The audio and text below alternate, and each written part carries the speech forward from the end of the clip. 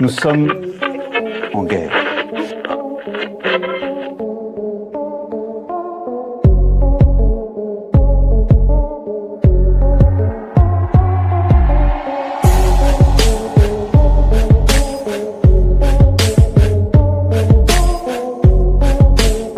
Si vous écoutez ce message, vous êtes la résistance.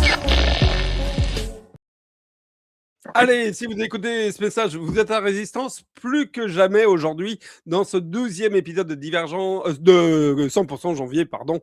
Autant pour moi, Claude. Euh, Ça commence mal cette émission. Je commence à faire des dégâts. Alors, dans ce 100% janvier, Claude, bah, tu nous as amené et on a la chance d'avoir un invité de marque aujourd'hui, Yvan Benedetti. Oui. Claude, est-ce que tu voudrais présenter Yvan à nos internautes qui peut-être seraient trop jeunes et ne connaîtraient pas Yvan?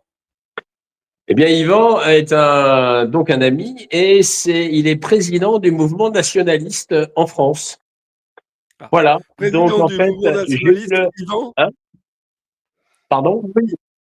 Vous voulez que je fasse une petite présentation rapide? Allez, une Yvan, présentation rapide. fais-nous une présentation rapide.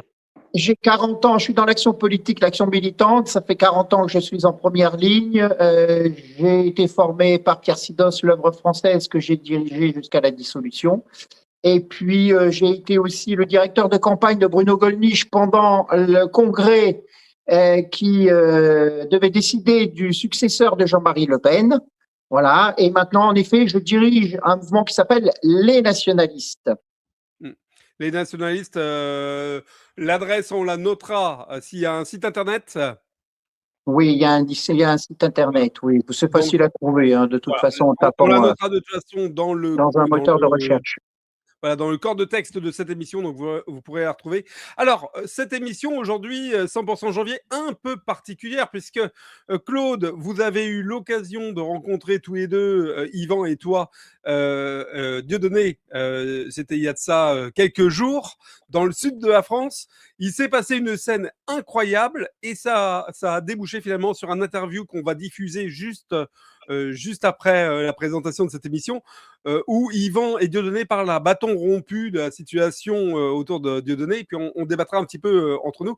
Claude, déjà, est-ce que tu pourrais nous expliquer comment s'est fait cette rencontre? Déjà, au départ, j'ai été invité par Yvan à un cassoulet nationaliste à Toulouse, vendredi soir. Et j'ai eu l'occasion déjà de manger un excellent cassoulet, ça c'est vrai. Et ensuite de donner une conférence sur mon dernier livre, écrit avec mon ami François Lagarde, sur l'État profond français, tome 2, qui le finance et pourquoi. Voilà, donc ça c'était très bien. Ensuite, Yvan m'a embarqué dans sa voiture et nous sommes allés à Perpignan, où j'étais attendu le lendemain, donc le samedi soir, à la section d'égalité et réconciliation de Perpignan, en fait, du département 66, pour donner une conférence sur mes 3 jours en immersion dans le Donbass avec Lucien Cerise, Alexandre Pénasse et quelques autres personnes. Donc, je donne ma conférence le samedi soir, tout va bien. Puis tout d'un coup, je crois que c'est Yvan et d'autres, ils reçoivent des SMS et nous apprenons que Dieudo devait se produire donc dans le département 66. Comme d'habitude, maintenant, il le fait en plein air. Donc, voilà. Donc, nous apprenons cela. Et puis, nous suivons un peu, grâce à Yvan et quelques autres, que ça se transforme en une vraie saga, puisque le préfet du département 66 avait pondu un arrêté interdisant à Dieudonné de se produire donc à l'extérieur en spectacle. Donc, du coup, il faut s'imaginer la scène quand même. Dieudonné est avec son van, parce qu'il voyage avec son épouse, avec son petit dernier, avec son ingénieur du son et avec une autre personne. Donc son van, c'est quand même un Renault Expert un peu plus grand. Il est donc, à chaque fois qu'il s'arrête, il est escorté quand même par au moins 2 voitures de gendarmerie police. Et derrière, il y a je ne sais pas combien de voitures de son public qui s'est déplacé pour venir le voir. Donc, de péril en péripétie, chaque fois qu'il s'arrête sur un parking du département 66, eh bien, les policiers, interdiction, tata, vous ne pouvez pas donner votre spectacle. À un moment donné, Dieudonné décide de passer dans l'Aude, le département voisin. Même topo, le préfet de l'Aude avait fait un copier-coller de la décision de l'arrêté donc du préfet du département 66 et avait pondu une interdiction à Dieudonné de se produire. Donc, je vous raconte pas toute la saga parce que de toute façon, Dieudonné va vous l'expliquer dans l'interview que nous avons réalisée avec Yvan. Mais en tout cas, ça s'est terminé. Non, mais c'est quand on s'imagine la chose, mais c'est totalement ubuesque, c'est totalement surréaliste. C'est-à-dire que Dieudonné, tout d'un coup, se dit, bon, il n'y a qu'une seule solution pour que je donne mon spectacle, c'est de filer en Espagne. Donc, de l'Aude, Perpignan dans le 66, l'autoroute, monte jusqu'en Espagne, prennent la première sortie, toujours escorté voiture de gendarmerie, avec une corde de voiture derrière. Faut quand même s'imaginer le truc, c'est un vrai convoi, quoi. On va d'ailleurs faire une petite pause dans ton récit parce que on va mettre une première vidéo qui est la vidéo à un moment où vous devez être arrêté sur un parking ou quelque chose comme ça et on va montrer la vidéo de ce que tu as filmé. Alors attends Alexis, si tu le permets, parce que cette vidéo-là, justement, elle va arriver, mais je vais te dire quand est-ce qu'il faut la passer, parce que là, en fait, Dieudonné et toute la cohorte de gens qui suivent, plus les 2 voitures de police, passent donc la frontière espagnole, prennent la première sortie qui est la Jonquera, que je pense beaucoup de gens connaissent. D'un côté, il y a les supermarchés où tous les frontaliers vont acheter à manger, et de l'autre, il y a tout le business de la prostitution. Et les autres supermarchés. Voilà. Dieudonné finit par trouver un parking derrière un supermarché fermé, puisqu'il était au moins 20h30, 21h. Il y avait au moins 500 personnes qui l'avaient suivi, donc il a pu donner son spectacle, toujours avec les forces de l'ordre françaises, mais là, cette fois-ci, les forces de l'ordre françaises ne pouvaient pas agir puisqu'ils étaient en Espagne. En revanche, ils sont restés là pour écouter ce qu'il avait à dire. Et ensuite, donc, après, Dieudonné est rentré, donc, avec son van, à son hôtel, un Ibis Novotel, aux alentours de Perpignan. Et donc, le dimanche matin, grâce à Yvan, ils se sont appelés et nous avons eu l'autorisation de venir le retrouver et de le filmer. Enfin, moi, je le filmais pendant qu'Yvan l'interviewait. Et c'est en arrivant à son hôtel, c'est là où tu vas pouvoir passer la vidéo, c'est en arrivant à son hôtel que tout d'un coup, devant nos yeux éberlués, 12 camions, je parle de camions ici, je parle même pas de voitures, 12 camions de police et de gendarmerie sur le parking, garés sur le parking de l'hôtel du Dieudonné. Il n'y avait aucune manif en vue. Donc ils étaient là pour Dieudonné. Voilà. Yvan, vous allez nous dire en fait ce que vous en pensez, ce que ça veut dire de notre police française, de notre État français.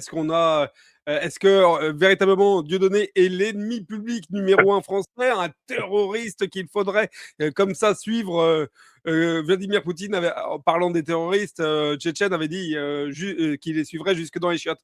Et là, est-ce que c'est pareil? Est-ce que Macron doit suivre Dieudonné dans chacun de ses mouvements? On met une petite vidéo et puis vous allez nous dire, Yvan, ce que vous en pensez. Eh bien, bonjour les amis. Voilà le comité d'accueil pour Dieudonné. Donc, il y a à peu près 10 ou 12 camions de la gendarmerie. C'est absolument fantastique.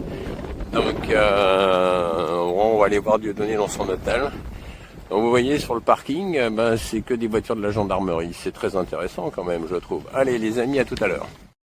Voilà Yvan, une dizaine ou plus de camions. Est-ce qu'on est si riche en France qu'on puisse dépenser autant de moyens pour quelqu'un qui n'a ni tué ni violé personne? Déjà, la nature du décret du préfet de Pyrénées-Orientales qui interdisait à Dieudonné de se produire dans le département, c'est un décret qui interdit à Dieudonné de se produire dans tout le département et pendant 1 mois. Pour vous dire un peu, déjà, la nature exceptionnelle du décret liberticide. Ensuite, c'est ce que disait Claude Jonvier. Il faut bien comprendre qu'il a été escorté parce que la gendarmerie avait ordre d'escorter Dieudonné, c'est-à-dire son véhicule, en dehors du département sans même qu'il joue, ce qui est aberrant.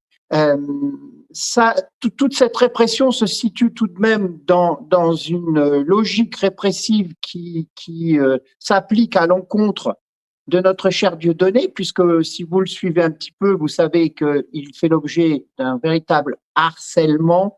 Il y a des spectacles où le courant a été coupé par la gendarmerie, son matériel a été saisi, et vous l'entendrez dans le reportage, je dis en quoi cette répression à Perpignan est un cran au-dessus de ce qu'il connaît, c'est que en fait, ça s'imbrique aussi dans les révélations de l'affaire Epstein, où l'on s'est rendu compte qu'il faisait l'objet de toute l'attention de ce triste sire et d'une financière, Ariane Rothschild, qui se faisait conseiller auprès d'Epstein pour savoir comment interdire Dieudonné. Donc, on comprend mieux les choses à travers le filtre de l'affaire Epstein, mais ce qui s'applique à Dieudonné aujourd'hui est totalement singulier, exceptionnel, et dénote le niveau de répression à son encontre, parce que ça soit des historiens ou des hommes politiques ou d'autres comme Alain Soral qui sont à l'étranger, le propre de Dieudonné, c'est qu'il sillonne la France et que s'applique à lui vraiment une politique, une jurisprudence d'exception, d'exception. Eh bien, justement, on va lancer, en parlant de personnes qui sont sous sanction de cette dictature française, de ce gouvernement français, on va lancer le petit générique Xavier Moreau, on lance l'interview et on revient avec vous pour débattre de cette interview juste derrière. À tout de suite. Je devais sortir du département. Donc toute mon équipe, de toute façon, n'était pas dans le département. Ils s'étaient regroupés dans un département limitrophe, l'Aude, je crois, si je ne m'abuse. C'est ça, c'est l'Aude. Et donc, voilà, c'est ça. Et donc, là, la police continue à me suivre. Donc nous, on prend l'autoroute et nous, on dit, de toute façon, écoutez, on va aller dans un autre département. Et là, je m'arrête sur une aire d'autoroute parce que j'ai mon enfant qui a 6 mois. Il fallait changer sa couche. Et donc, les flics arrivent. Alors, je prends des photos avec les gens qui sont dans la station-service, très sympathiques, et qui voient tous ces flics, ils me disent bah, « c'est incroyable, c'est donc vrai ce qui vous arrive ?» Écoutez, voilà mon quotidien. Et donc, bon, ils nous ont laissé quand même changer la couche. Je veux dire que là, on a certainement eu droit à un petit acte de faveur, mais c'est vrai que ça puait vraiment. Et donc, Il y a les droits de l'homme, donc c'est bon, ça a marché pour ta fille. Apparemment, on est encore considérés comme des êtres humains. Et donc, et là, il y a une nouvelle personne, puisque la station-service était dans l'Aude, qui vient me voir et me dire bon, il y a aussi un arrêté dans l'Aude, donc vous pouvez pas rester dans l'Aude. Je dis mais là, on est en train de changer mon enfant, je suis sur l'autoroute, j'ai le droit de faire de l'essence dans l'Aude. Alors, monsieur, écoutez, c'est pas ça, les ordres viennent d'en haut, d'accord. Donc je remonte dans ma voiture, je repars. Donc là, je suis au téléphone avec mon équipe technique qui m'explique qu'au point de rendez-vous dans l'Aude où il se trouve, il y a des flics tout autour Ils ont quadrillé, ils ont même fermé l'accès au village dans lequel ils se trouvent. Donc j'ai dit, écoutez, voilà, le mieux c'est d'aller en Espagne. Et donc on est parti en Espagne, suivi par un cortège évidemment de fourgons de flics. Et on arrive, moi j'avais toujours 2 voitures, une banalisée et une siglée gendarmerie nationale. Et on arrive en Espagne. Et donc, alors je connais plus, c'est la première sortie sur l'autoroute à Jonquera, c'est ça. Et là, on arrive sur un parking.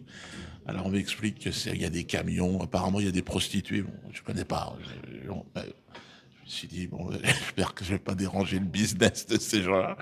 Et on se pose, et là j'ai la voiture de gendarmerie qui me suit. Mais là je vais les voir, je leur dis, mais il me semble qu'on est en Espagne. Ils disent, oui, tout à fait, donc là vous pouvez faire ce que vous voulez. D'accord. Mais vous êtes là, je leur explique. Et ils me disent, pour l'instant les ordres sont... D'accord.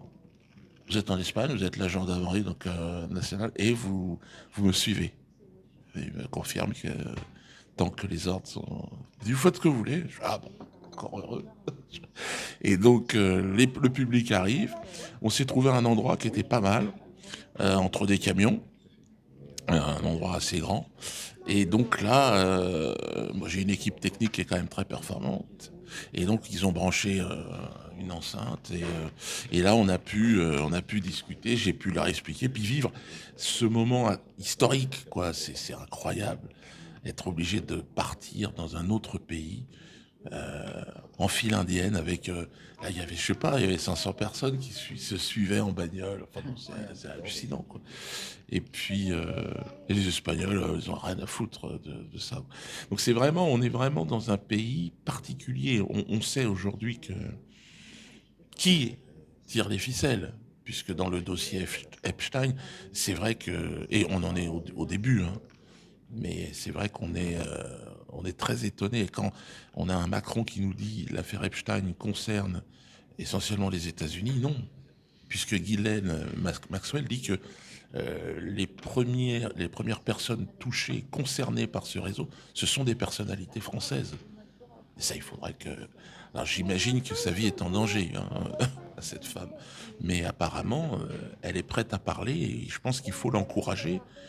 Et j'espère que Trump va aller jusqu'à lui permettre une libération en résidence surveillée, quoi, par la CIA ou je sais pas qui, et qu'elle parle. Parce elle a dit qu'elle voulait bien.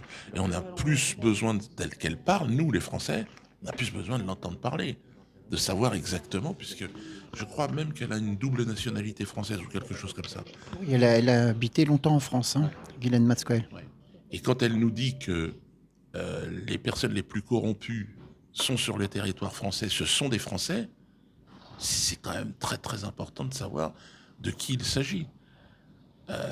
Donc je serais pour militer tous ensemble pour une vraie discussion avec Madame Ghislaine Maxwell, demander à Trump de la mettre comme elle l'a suggéré, en liberté surveillée, quoi, dans une résidence, la libérer. Je vois pas ce que ça peut apporter de plus aujourd'hui.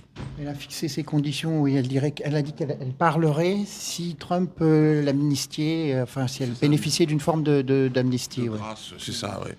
Donc je crois que c'est très important pour les Français qu'elle laisse cette grâce et qu'elle parle. Parce que elle connaît à peu près toutes les personnes liées à cette affaire et qui sont apparemment, qui occupent encore aujourd'hui des postes à très haute responsabilité. Les Français ont le droit de le savoir. C'est très intéressant d'ailleurs ce qui se passe, et notamment avec cette révélation des liens d'Epstein et Ariane de Rothschild qui s'occupaient spécialement de ton compte, quoi. Parce qu'on avait vu la partie immergée de l'iceberg à l'époque en 2013 avec Ralph Lauder, le président du Congrès juif mondial, qui était venu à l'Élysée, reçu par Hollande, décoré de la Légion d'honneur, et qui avait demandé la mise hors d'état de nuire de ce qu'ils appellent les antisémites en France, puisque à l'époque il y avait cette révolution de la quenelle qui embrasait, qui était très très très importante.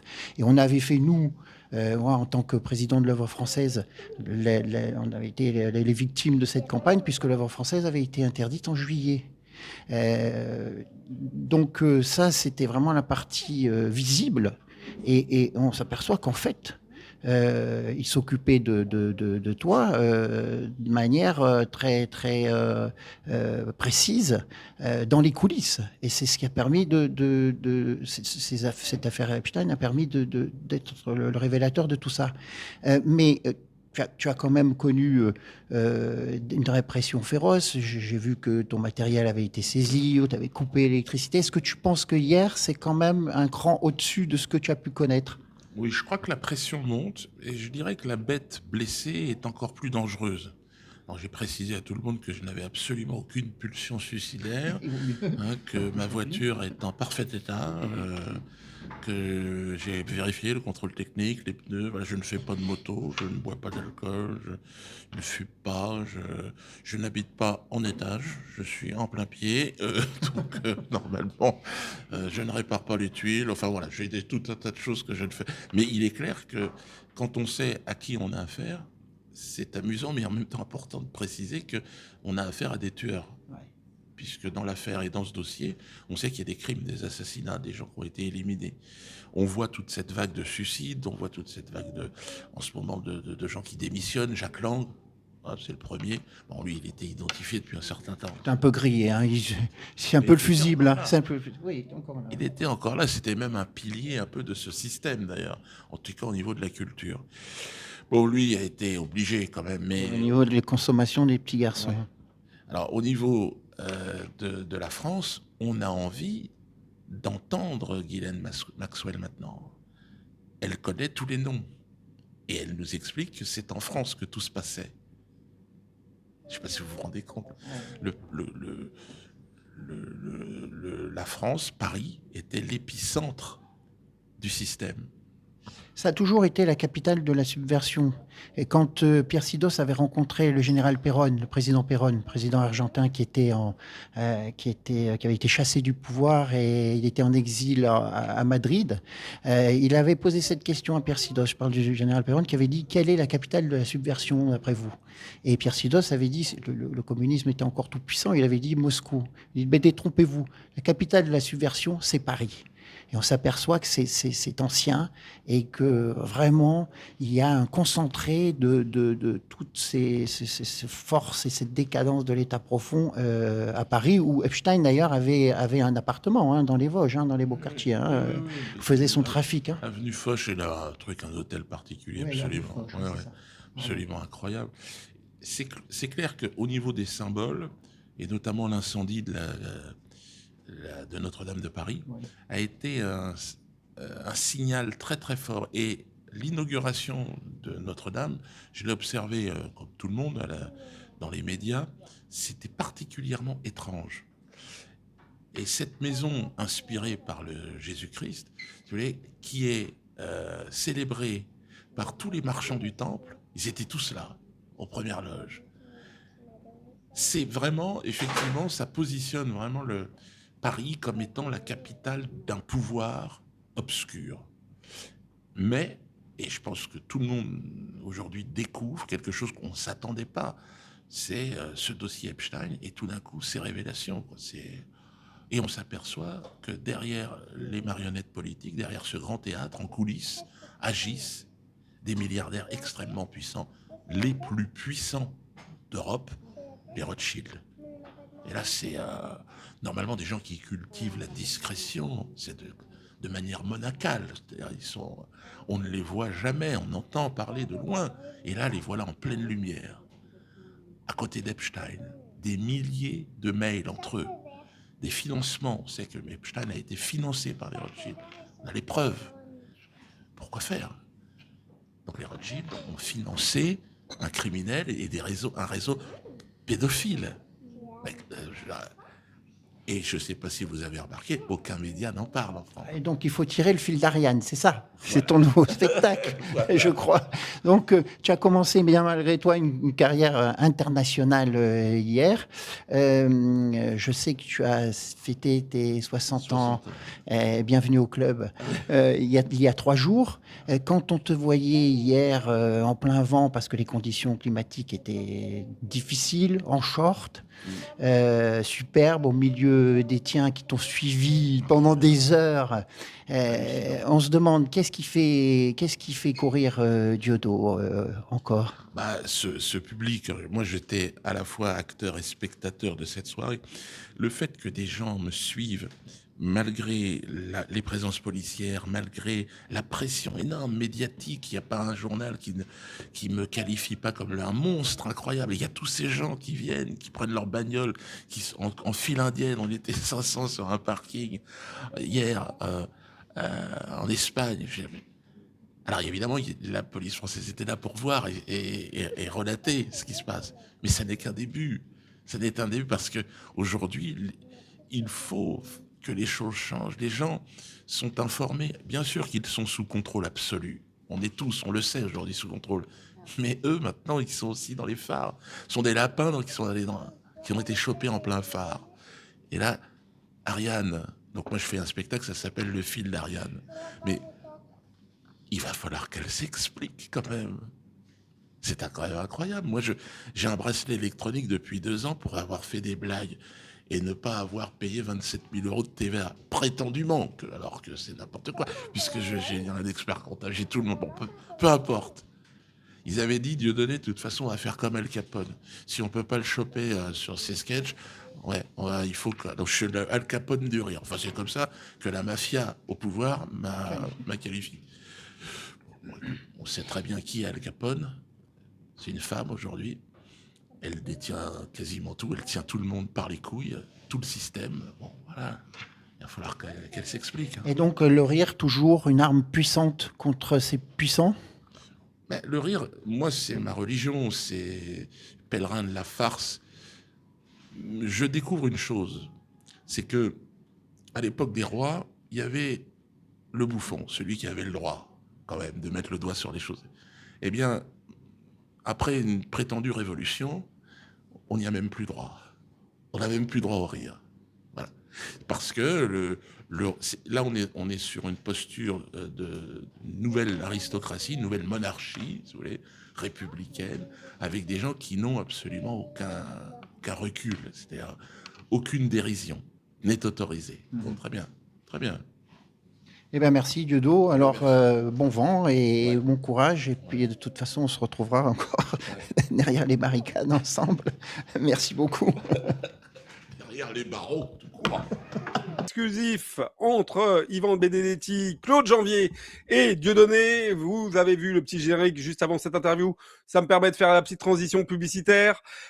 N'hésitez pas surtout à vous abonner à la chaîne Divergence Politique en activant le petit j'aime sur cette vidéo, en activant les notifications avec la petite cloche pour avoir justement l'ensemble des émissions. La semaine dernière, c'était Claude Janvier qui interviewait justement Alain Soral et Xavier Moreau. Ça a été un véritable buzz pour notre petite et jeune chaîne de plus de 215 000 vues. Alors, avec nos moins de 30 000 abonnés, pour nous, c'est extraordinaire. Donc, je vous remercie 1000 fois, Claude, Alain et Xavier, mais je vous remercie surtout vous toutes et tous qui avez regardé cette vidéo et qui avez liké, qui l'avez partagé à vos amis. Voilà, c'est comme ça qu'on pourra contourner les censures, que ce soit de l'État français, de YouTube et des plateformes européennes, en tout cas des gouvernements européens qui essayent justement de nous rendre invisibles. Messieurs, mesdames, continuez à vous abonner, à suivre la chaîne. On revient à notre interview. Alors, on l'a vu, Yvan, dans cette interview extraordinaire que vous avez réalisée avec Dieudonné, et vous l'avez dit juste avant qu'on mette l'interview en lien, tout ça intervient dans un contexte où on a les Epstein Files qui viennent de sortir, où on apprend qu'effectivement Dieudonné serait, on va prendre un conditionnel tant qu'il n'y a pas de jugement, Dieudonné serait ou aurait été soumis à une invisibilisation, une incapacité de faire son métier par des pouvoirs politiques suite à une requête potentielle, je vais mettre des guillemets, suite à une requête potentielle d'Ariane de Rothschild à Jeffrey Epstein. Qu'est-ce que ça en dit de la liberté d'expression au sein de la France ou de l'Europe? Alors, il faut savoir que Dieudonné a toujours été sous le coup des interdictions, puisque ce qui est généralisé aujourd'hui, c'est-à-dire les interdictions systématiques pour cause de risque de troubles immatériels à l'ordre public, c'était appliqué à son encontre après la circulaire Valls en 2013. Vous vous souvenez, ils avaient pris une jurisprudence du Conseil d'État assez invraisemblable, tirée d'une affaire de lancer de nains dans une boîte de nuit. Le maire avait interdit le spectacle au nom de la dignité humaine, et l'acteur, le nain et le propriétaire de la boîte de nuit avaient fait un recours devant le Conseil d'État, et le Conseil d'État avait maintenu l'interdiction en disant que le spectacle était allé à l'encontre de la dignité humaine. Donc ils ont extrapolé cette jurisprudence pour l'appliquer à Dieudonné et pour inventer ce risque de trouble immatériel. Alors il y a le risque du trouble matériel à l'ordre public. Ça, notamment, c'est systématique. On utilise la violence des antifas, c'est d'actualité aujourd'hui avec le meurtre de Quentin, pour prétexter des risques de troubles à l'ordre public et interdire les spectacles, interdire les réunions, les manifestations. J'ai une manifestation personnellement qui a été interdite il y a 15 jours à Paris, dans les commémorations du cercle du 6 février, enfin de l'hommage du 6 février, aux morts du 6 février, et c'est ce qu'ils invoquent. Donc, les risques immatériels de troubles à l'ordre public, c'est qu'on va interdire à la personne de s'exprimer, interdire à Dieudonné de s'exprimer, parce que comme il a été condamné, il pourrait tenir des propos qui vont à l'encontre des lois. C'est le retour de la loi des suspects de 1793. Vous savez, vous êtes suspect d'être suspect. Je cite souvent cette anecdote. Le mari de Joséphine de Beauharnais, qui a été raccourci au moment de la terreur de la Révolution bourgeoise de 1789, sur son billet d'écrou, il était noté suspect d'être suspect. Eh ben, il en va de même aujourd'hui. Et c'est ce qui s'applique à Dieudonné d'abord et ensuite à tous ceux de la dissidence, de l'opposition, depuis 2013. Et c'est ce que je dis dans le reportage, enfin dans l'entretien que j'ai avec Dieudonné, c'est que il y avait la partie visible de l'iceberg, puisque il faut replacer cette époque dans son contexte. Vous savez, c'était ce que j'ai appelé l'époque de la révolution de la quenelle. Le geste qu'avait lancé Dieudonné, un geste de défi au système, était repris par un nombre incroyable de personnes, et notamment des footballeurs, des modèles du spectacle, oui, de juristes, de policiers dans les commissariats, et le système avait un peu paniqué. Et c'est à ce moment où vous avez le patron du Congrès juif mondial, Ralph Lauder, qui vient en visite à l'Élysée, invité par Hollande, qui le décore d'ailleurs de la Légion d'honneur, et qui demande à Hollande de mettre fin à tout cela, et s'enchaîne. Donc ça, c'était en janvier 2013. S'enchaîne toute une série d'actes répressifs dont j'ai fait les frais en tant que président de l'œuvre française suite à l'affaire Méric en juin 2013. Nous, on est interdit en juillet 2013. Et si vous vous souvenez, en décembre 2013, il y a un reportage de France 2 qui diffuse une image volée dans un spectacle de Dieudonné, c'était Le Mur, où il s'en prend à Patrick Cohen, de manière un peu, je dirais pas véhémente, mais pour le moins iconoclaste. Et ce reportage avait permis d'enclencher la répression, une répression très forte contre Dieudonné, avec l'interdiction de tous ces spectacles à partir de janvier 2014. Donc, vous voyez que ce n'est pas nouveau. Ils ont réussi à isoler médiatiquement Dieudonné, mais comme le bougre est coriace et malin, ils voudraient le faire taire totalement, ce qui fait qu'il y a ce harcèlement permanent à tous ces spectacles. C'est ce que j'allais dire justement, Claude. C'est quand même impressionnant cette violence qui est mise à l'encontre. Je pense à Xavier Moreau, où on l'interdit de rentrer dans son propre pays pour des idées. Encore une fois, ni Dieudonné, ni Xavier, ni Jacques Beau n'ont tué, n'ont violé ou n'ont été vendeurs de drogue ou quoi que ce soit. Ils ont juste exprimé des idées. Et aujourd'hui, c'est une mise à mort de ces personnes sur un plan de vue matériel, dans leur mode de vie. Comment on peut se défendre? Comment on peut continuer à survivre comme ça? Qu'est-ce qu'il faut comme énergie, par exemple, à Dieudonné, puisqu'on parle de lui aujourd'hui dans cette émission, pour pouvoir tous les jours se lever et continuer son combat? Ah ben, il faut beaucoup d'énergie. De toute façon, c'est ça. Il faut avoir conscience que le pouvoir met tout en œuvre pour invisibiliser toutes les voix dissonantes. En fait, il y a eu une ascension fulgurante de cette répression depuis quand même Nicolas Sarkozy d'abord, François Hollande et Emmanuel Macron. Là, on est sur l'apothéose, quoi. Mais c'est ça qui est quand même incroyable, c'est que je lisais une brève il y a quelques jours À Marseille, dans le 3e arrondissement dans le 3e arrondissement, le quartier Nord, quoi, hein, le quartier sympathique que je ne connais pas, mais j'ai pas envie d'aller le visiter. Il y a une succursale de Orange, donc le réseau de télécommunications. Les salariés viennent travailler le matin avec des gilets pare-balles. Non mais, je ne sais pas si on s'imagine bien ce que c'est que de se rendre à son travail le matin, faut enfiler, après son café, faut enfiler son gilet pare-balles et venir travailler avec des gilets pare-balles. Tout ça pourquoi? Parce que le local s'est fait mitrailler plusieurs fois, parce qu'il y a des agressions, parce qu'il y a des aides mafia là-bas à Pignon-sur-Rue. Et incroyablement, la police leur aide. Tout le monde s'en fout, tout le monde laisse faire. Mais en revanche, on mobilise effectivement 12 camions de police pour un troubadour, donc pour un humoriste. Et là, on se dit quand même, c'est fou. Je veux dire, la véritable mafia de drogue, les mafieux, en réalité, ne sont pas inquiétés. Mais dès qu'on a une voix dissonante, alors là, oulala, et là, il faut absolument museler tout le monde. Et c'est quand même incroyable.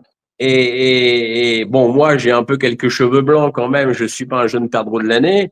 Je dis pas que dans les années 70-80, c'était l'idéal, mais on pouvait encore s'exprimer. Aujourd'hui, depuis l'avènement de Nicolas Sarkozy jusqu'à Emmanuel Macron, c'est le film, je sais pas si vous l'avez vu tous les deux, c'est Minority Report, quoi. Avec Cruz, c'est la police de la pensée, c'est-à-dire que les flics viennent arrêter maintenant quelqu'un dans le film chez lui parce qu'il ose penser. C'est-à-dire, il a osé penser. C'est-à-dire, on l'arrête, on le fait.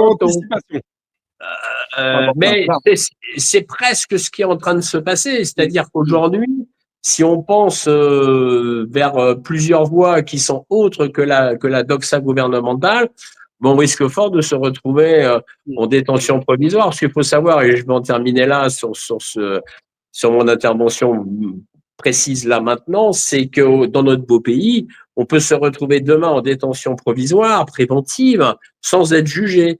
Je connais des prisonniers politiques, donc des gilets jaunes qui ont été embastillés à l'époque, qui ont passé un an et demi sous les barreaux, derrière les barreaux plutôt, et qui, au bout d'un an et demi, on les a relâchés. On leur a dit, de toute façon, vous auriez été condamnés à un an et demi de prison, donc vous les avez fait dehors. En attendant, la personne qui ne savait pas du tout quand sa détention préventive allait se terminer a perdu son travail.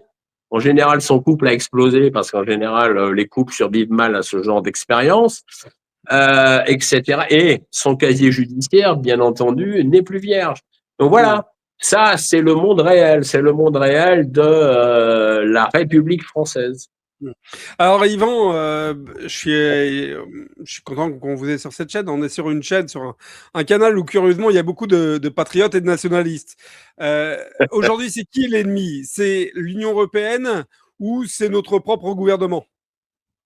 Le gouvernement n'est qu'aux ordres de l'Union européenne, qui est le cheval de Troie du mondialisme, avec quand même, on a chez nous, en la personne d'Emmanuel Macron, un des plus beaux fleurons et le plus beau représentant de l'oligarchie mondiale. Je pense que c'est parce que c'est un bébé Rothschild.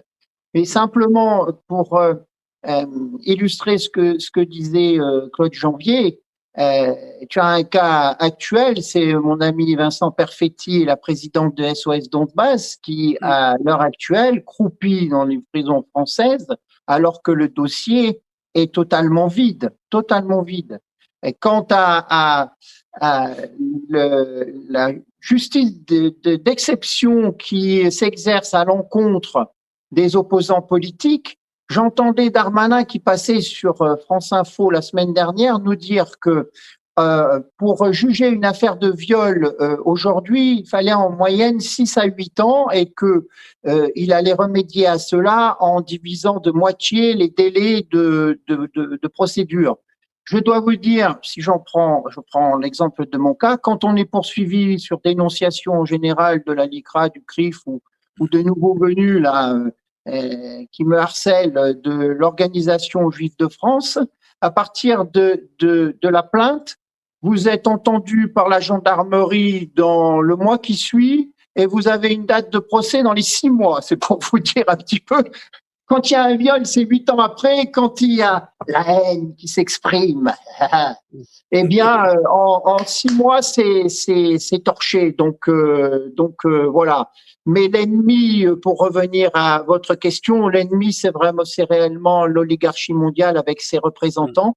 Et je dois dire qu'en France, on en a parlé avec Dieudonné du cas particulier de Paris et de la France, puisque Ghislaine Maxwell a dit que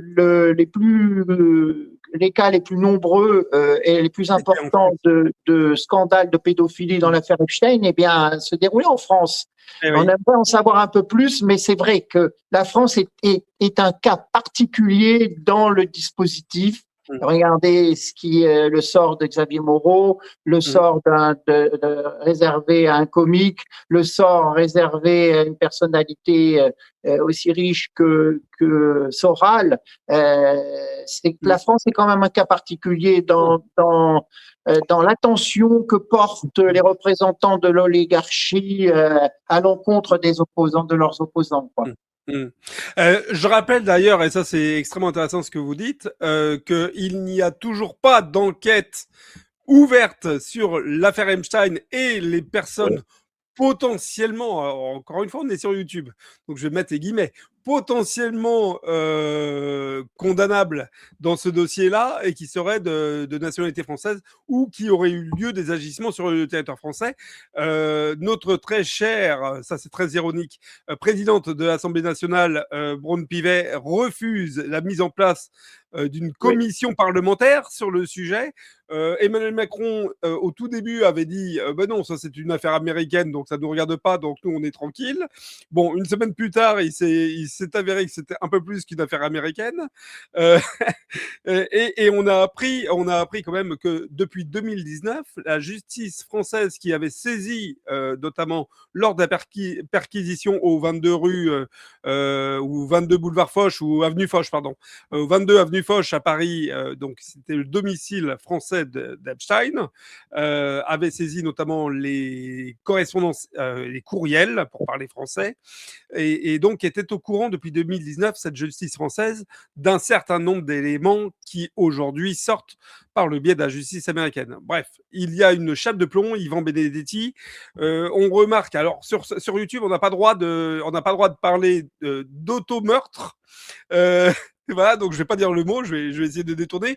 Et puis on n'a pas droit de citer les habitants d'un pays du sud, du sud par rapport à nous Européens, qui commencerait par la lettre J. Donc, alors, on va éviter de se faire spammer et de se faire retirer la vidéo tout de suite, mais on constate qu'effectivement, il y a quand même visiblement des interrogations, notamment sur les services secrets, voire les gouvernements et les services secrets de ce fameux État dans le dossier. Est-ce qu'on est dans un cadre de chantage? Est-ce qu'on est dans un cadre de volonté de domination totale, comme on le voit avec Dieudonné, Yvan et Claude? Vous pouvez me répondre. Est-ce qu'on a voulu faire taire Dieudonné parce que parce qu'ils avaient le pouvoir, que ça les embêtait, que ça avait le pouvoir, un peu comme on voudrait écraser une mouche en été qui nous embêterait, ou est-ce qu'on est dans quelque chose qui est un peu plus grand que ça?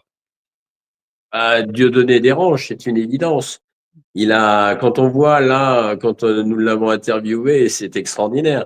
Il y a quand même 500 personnes qui le suivaient en voiture.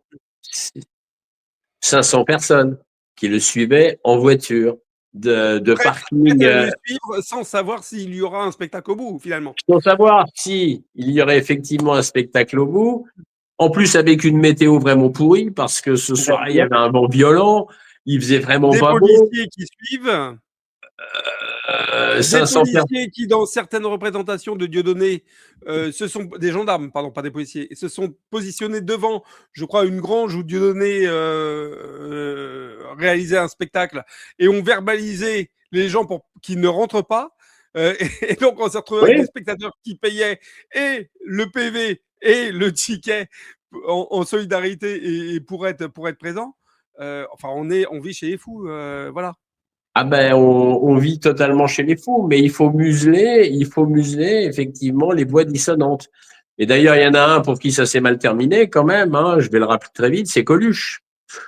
Coluche prenait de plus en plus d'importance, prenait de plus en plus d'aura, et à un moment donné, il a peut-être fait ce qu'il ne fallait pas faire, c'est-à-dire dire, bah, tiens, je vais me porter candidat à la présidence de la République. Mm. Et là, curieusement, est arrivé l'accident. Alors, Je ne justement, je ne crois absolument pas à la thèse de l'accident, hein, qu'on alors, se méprenne pas. Hein. Claude, Je n'y c'est crois devenu pas une seule seconde. Mais Claude, c'est bon, devenu très d'actualité. Maintenant, il faut dire qu'effectivement, on n'a pas de tendance suicidaire, voilà, que je ne sais plus quelle c'est est la ça. phrase longue et qui est assez rigolote, que mes freins de voiture marchent bien, Voilà, c'est ça. qu'on ne C'est ce nettoie que, pas les c'est ardoises ça. sur son toit, etc. Donc, voilà. Et Yvan, c'est ce que dit Dieudonné dans l'interview. Et j'ajouterais que pour ma part et de la part d'Yvan, très certainement, effectivement, nous ne sommes pas suicidaires. Nous non, ça habitons va. de plein pied. Nous n'habitons pas au 32e étage de je ne sais pas trop quel building, quelle résidence. Nous avons des véhicules qui fonctionnent très bien et nous n'avons aucune velléité de passer l'arme à gauche. Voilà, je referme la parenthèse, Alors, mais c'est bien de le et préciser. pour ne trahir aucun secret, Claude Janvier, on aime bien prendre l'apéro, être ensemble, discuter, partager et vivre comme il faut, quoi. Voilà, c'est ça. Yvan, je vais vous poser une question quand même. Finalement, on voit qu'effectivement, il y a quand même une dictature qui est de plus en plus dure, de plus en plus répressive. Beaucoup ces dernières années aussi se sont tournés vers peut-être une fuite en avant vers un autre pays pour apporter un message de résistance. Je pense à Xavier Moreau notamment, qui est en Russie depuis des années, 25 ans maintenant, mais et qui apporte de Russie un message peut-être d'espoir et de combat. C'est pas le seul, hein, il y en a plein. Euh, est-ce que c'est fini? Est-ce que notre pays est perdu? Est-ce que la France est perdue? Est-ce qu'on peut encore changer le cours des événements? Est-ce qu'on doit attendre un effondrement? Alors là, c'est deux théories. C'est celle justement de Xavier avec lequel moi je m'oppose souvent sur lui. Il pense qu'il faut que on touche définitivement le fond pour se repartir, pour revenir un petit peu comme un phénix. Moi, je pense qu'on doit essayer de se battre pour ne pas toucher le fond parce qu'on ne se relèvera pas. Où on en est, Yvan Benedetti? Déjà, je vous dirais ce que disait Pierre Sidos quand on lui parlait de toucher le fond. Il disait, mes amis, il n'y a pas de fond. Et quand on voit l'état de la société et l'actualité, en effet, je pense qu'il n'y a pas de fond. On peut continuer de tomber sans jamais s'arrêter. On peut aller, et l'imagination humaine, dans le bien comme dans le mal, est infinie. Donc, on peut aller très très loin dans une société qui est sans Dieu, qui est plutôt où Satan est à l'œuvre. Hein. Donc, je pense que non, rien n'est définitif. Je pense que la France, on parlait de ce pays singulier, c'est un pays à part, c'est un des plus vieux pays au monde et c'est un miracle en soi, la France, donc je ne pense pas qu'elle va mourir.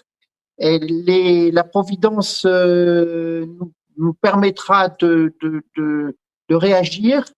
Maintenant, le système, s'il ne s'affaiblit pas, il est difficile de faire, on le voit, hein, on parle de répression, de faire quelque chose. Mais je pense que, vous savez, il y a une formule, on dit que le bon Dieu pardonne tout le temps, les hommes pardonnent parfois, mais que la nature ne pardonne jamais.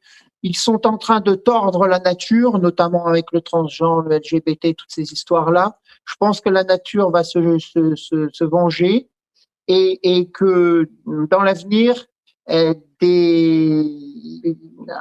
crise plus importante que les autres déstabilisera le système et nous donnera des possibilités d'enclencher un processus de redressement. Tout peut aller très vite. On parle de la Russie. On a vu l'action du Bonaparte russe qui, en très peu de temps, a réussi à renverser le cours de la déchéance dans ce vieux pays aussi, qui est comme la France, c'est un très très vieux pays. Donc, je pense que tout peut aller très vite et il faut garder l'espérance. et que pour garder l'espérance, enfin, en ce qui me concerne, je nourris mon espérance du combat et dans l'engagement au quotidien, l'engagement militant, et c'est ce à quoi j'encourage ceux qui nous regardent. C'est bien de soutenir la dissidence sur les réseaux sociaux, c'est indispensable. Il faut créer une alternative médiatique aux grands médias mainstream, comme l'on dit. C'est possible. Hein, regardez aux États-Unis ce qu'a créé Trump. Il a totalement court-circuité les grandes chaînes qui étaient incontournables, ou les grands papiers de référence, journaux de référence qui étaient incontournables. Donc oui, il faut soutenir les chaînes, il faut soutenir les réseaux, les canaux de la dissidence, mais il faut aussi s'engager, c'est important. Il faut s'engager pour créer, soutenir ce que j'appelle les corps intermédiaires de la Révolution nationale, c'est-à-dire toutes ces communautés humaines qui vivent selon des lois qui sont les nôtres, qui sont des lois naturelles et qui ont rompu avec les lois du système. Voilà. Corps intermédiaires, ce sont donc des chaînes, des journaux, des associations, des communautés sportives, des chapelles, des écoles hors contrat, des chapelles traditionnalistes. Voilà. Il faut tout à la fois soutenir les médias dissidents, mais aussi s'engager dans le combat au quotidien, ce qui permet de nourrir notre espérance et de tenir dans une situation qui est tout de même assez difficile. On en a parlé. Moi, j'ai des comptes bancaires qui sont fermés. Je suis promis à une mort sociale, des procès à répétition, des condamnations. Mais il faut lever les yeux au ciel et se nourrir de cette espérance dont je parlais. Alors Yvan, Claude, peut-être dernier mot de la fin, ça va être un mot politique. On a parlé tout à l'heure dans cette émission de Darmanin. Vous avez cité Darmanin qui voulait changer notamment la loi sur la longueur, en tout cas de la procédure sur les condamnations. Darmanin, aujourd'hui, c'est l'homme du système qui paraît le plus enclin à être élu en 2027. En tout cas, c'est celui qui, visiblement, attire vers lui tous les pronostics favoris de son mondialisme qu'on combat. Nous, côté patriote, côté nationaliste, est-ce qu'on a encore des personnes politiques aujourd'hui dignes de soutenir nos idées et nous, que nous soyons dignes de soutenir? Qui répond d'abord? Alors, Yvan a été très longtemps oui, je t'en prie, Claude. Voilà. A été très longtemps conseil au sein du Front National, donc peut-être sur le volant politique en premier. Alors bon, de toute façon, il est évident que Darmanin et consorts, il n'y a rien à en tirer. Si Darmanin est élu en 2027, il est bien évident que ça va être la continuité d'Emmanuel Macron et qu'Emmanuel Macron se représentera de toute façon en 2032. Donc, il n'y a rien à en espérer, rien à en tirer. Après, de toute façon, un homme politique ou une équipe politique, parce qu'il ne s'agit pas d'avoir un homme, hein, il faut aussi quand même qu'il soit pas tout seul. C'est quand même compliqué, la politique. Hein. Il faut de toute façon un homme politique qui déjà comprenne ou sache qu'il faut sortir de la domination de Bruxelles en tant que capitale politique, c'est indéniable. Que la France retrouve sa souveraineté, ça c'est le deuxième point. Et le troisième point, c'est de sortir de l'influence de cette monnaie spéculative qui s'appelle l'euro. Donc de sortir effectivement du joug américain et anglo-saxon. Donc de toute façon, on n'a pas trop le choix. Soit il y a une équipe politique d'envergure qui est prête à relever ce défi, soit pas. Pour l'instant, malheureusement, il y a bien quelques personnes dans les partis souverainistes qui pourraient effectivement faire l'affaire. Le problème, c'est qu'ils ne sont pas fédérés. Le problème, c'est que chacun prêche un peu pour sa paroisse et c'est dommage. Et d'ailleurs, je l'ai dit à quelques responsables des partis souverainistes que je connais. Malheureusement, force est de constater pour l'instant, on en est je crois en France à 7 partis souverainistes, de droite comme de gauche, parce qu'il en existe un de gauche qui s'appelle République souveraine, avec Georgi Kushmanovic à sa tête. Le problème, ils ont tous des bonnes idées, ils ont tous les mêmes idées, celles que je viens d'énoncer. Le problème, c'est qu'ils sont infoutus de s'allier. Il est là le problème. Le problème numéro 1, il est là. Donc en France, s'il n'y a pas une alliance effective des partis souverainistes, eh bien, je vois pas comment on va pouvoir réformer le système. De toute façon, réformer le Parlement européen de l'intérieur, ça c'est une grande lubie, ça c'est une farce absolue. Le système est irréformable de l'intérieur. Pourquoi? Mais ça, c'est la méthode Dupont-Aignan. Oui, bah non, mais je ne suis pas du tout en accord avec ce genre On est d'accord. d'analyse.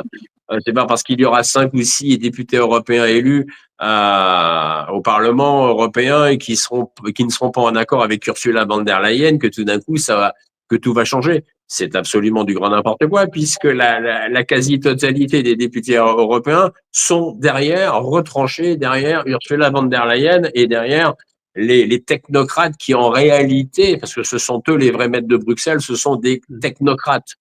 Donc, c'est irréformable de l'intérieur. Quant à l'état profond français, que je connais bien quand même, puisqu'avec mon ami François Lagarde, on a écrit 2 livres sur le sujet, il est évident, il va pas être réformable comme ça. Il va être réformable que s'il y a une équipe derrière et que cette équipe, pardon, arrête les passe-droits, arrête les promotions au canapé entre guillemets ou autres. Je veux dire, faut arrêter le délire, quoi. Faut arrêter que cette caste au pouvoir année après année, président après président, de droite comme de gauche, ça, parce que c'est même plus c'est pas du tout le vrai problème de fond. Arrête de s'en mettre plein les poches au détriment du peuple français, qui, je le rappelle en 2 mots, on est tombé quand même bien bas. Là, le PIB moyen français, par habitant, on est passé en dessous de l'Italie. Je n'ai rien contre nos amis italiens, j'aime bien l'Italie de surcroît, je trouve que c'est un charmant pays. Mais nous n'étions jamais descendus en dessous du PIB par habitant italien. Et là, la France, on est descendu en dessous du PIB italien. Non, mais c'est pour dire où nous en sommes. Nous avons quand même un peu plus de 17 millions de pauvres dans notre beau pays, qui représentent quand même un peu plus de la moitié des actifs. Il y a 32 millions d'actifs en France quand même. Hein. Waouh, ça commence à faire beaucoup et on est à plus de 7 000 milliards de dettes. Je pèse mes mots, j'ai bien dit 7 000 milliards de dettes et non pas 3 004, puisqu'il faut ajouter le hors bilan bancaire. Donc voilà, ça c'est la situation brute de notre pays. Donc, sans une équipe solide en face qui a envie vraiment de prendre le problème à bras le corps et de secouer le cocotier et de faire le ménage, donc de nettoyer les écuries d'Augias, honnêtement, je ne vois pas comment on va s'en sortir, quoi. Merci Claude. Yvan, alors est-ce que il y a aujourd'hui un Napoléon Bonaparte-Poutine dans le paysage politique français ou pas encore? S'il y en a un, on ne le connaît pas. Je crois qu'il ne faut pas focaliser sur l'homme providentiel, l'homme avec un H majuscule, même si je crois plus que la politique doit être réservée aux hommes. Je ne vais pas me faire des amis, mais c'est ce que je pense. Je pense qu'il faut mener un combat des principes. Aujourd'hui, les principes priment sur les princes. Il nous faut un corps de doctrine qui soit des boussoles de l'action, une grille de lecture de l'actualité qui constitue la colonne vertébrale de tous ceux qui veulent mener ce combat difficile contre le système, contre l'oligarchie. Et nous sommes rentrés assurément, croyez-moi, mon expérience me le dit, dans une période révolutionnaire. Regardez un petit peu, il y a 2 camps qui se dessinent, 2 camps de plus en plus opposés, irréconciliables, qui s'alignent sur les idées les plus dures. Donc, les temps vont devenir très difficiles et les temps difficiles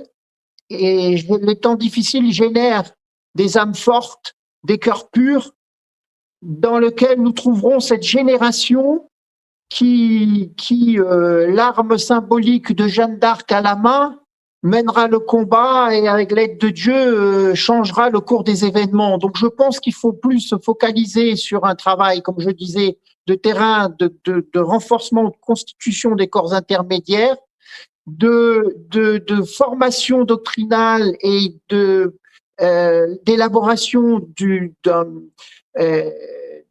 d'un combat qui soit cohérent. Il faut être cohérent si on veut être couronné de succès, et le reste viendra tout seul. Vous savez, laisser Jeanne d'Arc avant qu'elle se fasse connaître auprès du dauphin, ce qui est prévisible politique, c'est l'imprévisible. Donc, préparons le terreau à tout cela. Et ce terreau, je le répète, c'est l'engagement militant, la formation politique, l'affirmation de principes cohérents et surtout, comme l'a dit Claude Janvier, la seule solution, c'est hors système. Il faut redevenir maître chez nous, maître de nos lois. Ça, c'est l'évidence et c'est la priorité. Merci beaucoup. C'était une merveilleuse émission avec vous deux, messieurs. Claude, Yvan, félicitations pour ce superbe entretien que vous avez eu avec Dieudonné. Le contexte était complètement fou. Et vous avez eu la présence d'esprit de dialoguer et de faire cette belle entretien qui permet aussi aux gens qui peut-être ne comprennent pas à quel point cette censure est féroce, à quel point cette censure est violente. Eh bien, peut-être grâce à cet entretien, de comprendre le quotidien d'une personne ennemie d'État. Voilà, messieurs. Oui, le côté positif aussi, c'est que les gens qui nous regardent comprennent que l'on se parle. On se parle, on se côtoie, on se concerte entre personnalités de la dissidence. Il n'y a aucune concurrence parce que quand on prend des coups, eh ben on serre les coudes. Exactement. Alors, abonnez-vous à toutes les chaînes, que ce soit Égalité, Réconciliation. Abonnez-vous à tous les canaux GPTV, à nos amis de TV Liberté, tous ceux TV Liberté qui ont subi les foudres de la censure eux aussi, à tous ceux que j'oublie, Toxin, à Alexis Poulain qui fait un excellent travail, et puis bien évidemment à Divergence Politique. Vous le voyez, c'est au-dessus de la vignette. Le petit j'aime, la petite inscription à la chaîne, la petite activation de la cloche pour avoir les notifications des prochains programmes. Et bien, le prochain programme, ce sera Divergence avec Xavier Moreau et Fabrice Rollin dimanche soir pour les 4 ans de cette opération SVO, comme on l'appelle en Russie, l'opération spéciale militaire en Ukraine. Voilà, à toutes et à tous, bonne fin de journée.